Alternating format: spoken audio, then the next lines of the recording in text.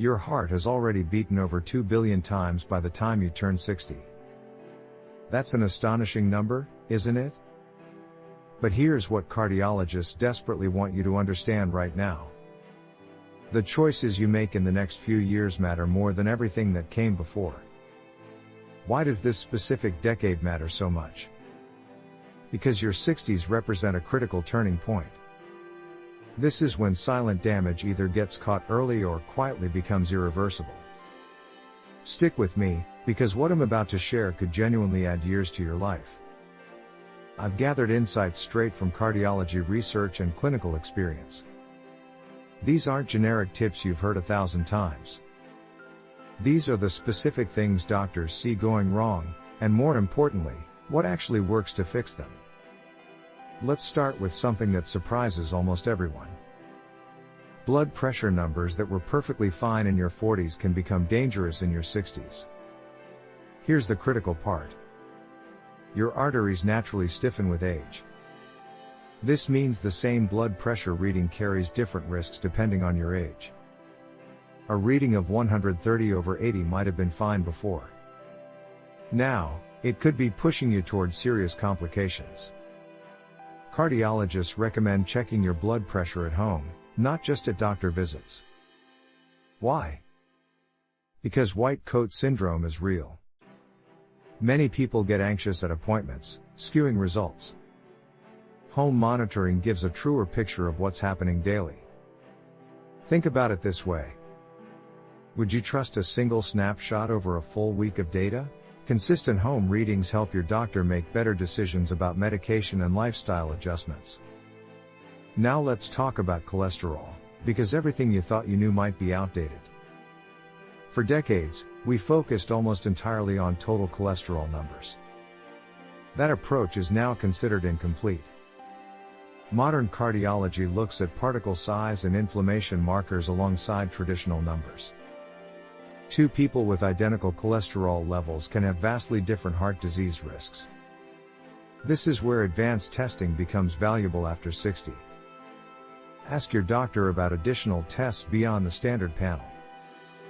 Coronary calcium scoring, for instance, can reveal plaque buildup years before symptoms appear. This single test has changed treatment plans for countless patients. Here's where it gets interesting. Exercise recommendations shift dramatically once you cross into your 60s. Intense, prolonged cardio isn't necessarily the golden standard anymore. Cardiologists now emphasize a combination approach. Strength training becomes just as important as cardiovascular exercise. Why? Because muscle mass naturally declines with age, and this decline directly impacts heart health and metabolic function. Research shows that resistance training twice weekly, combined with moderate cardio, produces better outcomes than cardio alone. This isn't about becoming a bodybuilder. It's about maintaining functional strength that protects your heart long term. But wait, there's more to this exercise conversation. Recovery time matters significantly more now than it did decades ago. Pushing through exhaustion, something many did in their 30s, becomes genuinely risky. Listen to your body signals. Unusual fatigue, shortness of breath during normal activity, or chest discomfort should never be ignored or pushed through. These aren't signs of weakness. They're your body communicating important information. Let's shift to something rarely discussed openly. Sleep quality directly impacts heart disease risk in ways most people never realize. Poor sleep isn't just inconvenient. It's actively harmful to your cardiovascular system. Sleep apnea, in particular, becomes increasingly common after 60 and often goes undiagnosed for years. This condition causes repeated oxygen drops throughout the night, straining your heart continuously while you sleep. If you snore loudly, wake up gasping, or feel exhausted despite adequate sleep hours, please get evaluated. Treating sleep apnea has been shown to significantly reduce cardiovascular events in older adults. You might be wondering about diet, since that topic gets endless attention. Here's what cardiologists actually emphasize now, beyond the basic advice you've already heard. Sodium sensitivity increases with age. Your kidneys process salt less efficiently, meaning the same sodium intake that was tolerable before now raises blood pressure more dramatically. Reading nutrition labels becomes non-negotiable. Additionally, protein intake needs actually increase as we age, contrary to popular assumption. Adequate protein supports muscle maintenance, which, as we discussed, directly relates to cardiovascular health. Don't fear protein at this stage of life. Now, let's address something deeply important yet frequently overlooked. Mental health and heart health are inseparably connected, especially in your 60s and beyond. Chronic stress and depression literally alter your cardiovascular system. Stress hormones increase inflammation, raise blood pressure, and contribute to arterial damage over time. This isn't just psychological, it's measurably physical. Social isolation, which becomes more common after retirement or loss of a spouse, carries cardiovascular risks comparable to smoking. That statement alone should make you reconsider how you prioritize relationships and community involvement. Cardiologists increasingly recommend addressing loneliness and stress with the same seriousness as diet and exercise.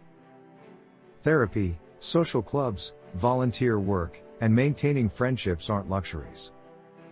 They're legitimate heart disease prevention strategies. Here's another critical point that surprises many patients. Medication needs change substantially in your 60s, sometimes requiring adjustments even without symptom changes. Your body processes medications differently as you age. Dosages that worked perfectly for years might suddenly become too strong or too weak. Regular medication reviews with your doctor aren't optional, they're essential. Never adjust heart medications on your own, even if you feel fine. Many cardiovascular medications work silently, preventing problems you can't feel happening. Stopping them prematurely has led to serious, sometimes fatal, consequences. Let's discuss something particularly relevant for women specifically. Heart disease symptoms often present differently than the classic chest clutching scenario everyone imagines. Women frequently experience jaw pain, extreme fatigue, nausea, or back discomfort during heart attacks, rather than dramatic chest pain. This difference has led to dangerous delays in seeking treatment. If something feels wrong, trust that instinct regardless of whether symptoms match typical portrayals. Emergency rooms would rather evaluate a false alarm than miss a genuine cardiac event. Finally, let's talk about something empowering rather than frightening. Your 60s aren't a countdown toward decline. They're an opportunity to actively rewrite your cardiovascular future. Studies consistently show that lifestyle changes made in your 60s produce measurable improvements within months, not years. Your heart retains remarkable capacity for improvement, regardless of past habits. This means it's genuinely never too late to start walking daily, improve your diet, quit smoking, or address untreated conditions. Every positive change compounds, creating protective effects that extend your healthy years significantly. So where does this leave you? Schedule that overdue checkup. Ask your doctor about advanced testing options. Start that strength training routine you've been postponing. Address the sleep issues you've been ignoring. Your heart has carried you through decades of life already.